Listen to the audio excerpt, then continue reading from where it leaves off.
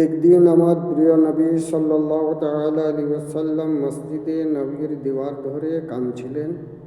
ওমর ফারুক বলেন, ইয়া রাসূলুল্লাহ সাল্লাল্লাহু তাআলা আলাইহি ওয়াসাল্লাম, আপনাকে কে দুঃখ দিল আপনি বলুন, আমি তার বদলা নিব।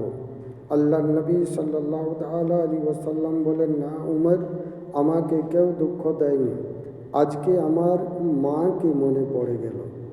ওমর ফারুক বলেন, ইয়া রাসূলুল্লাহ সাল্লাল্লাহু তাআলা আলাইহি ওয়াসাল্লাম, আপনার বয়স 40 বছর পের হয়ে গেল, এখনও মাকে মনে পড়ে?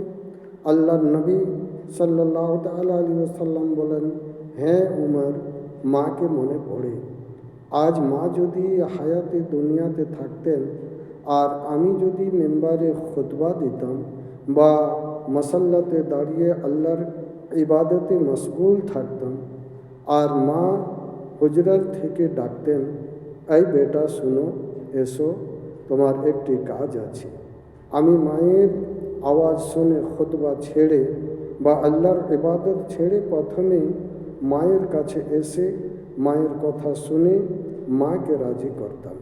ওমর ফারুক বলেন, আই আল্লাহর নবী সাল্লাল্লাহু তাআলা আলাইহি ওয়াসাল্লাম আল্লাহর ইবাদত ছেড়ে আল্লাহকে রাজি না করে বান্দিকে রাজি করতেন?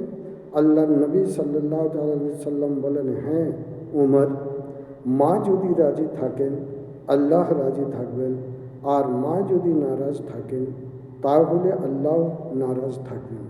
তাই আল্লাহর নবী সাল্লাল্লাহু তাআলা আলাইহি ওয়াসাল্লাম বলেছেন যে মায়ের পায়ের তলাতে জান্নাত।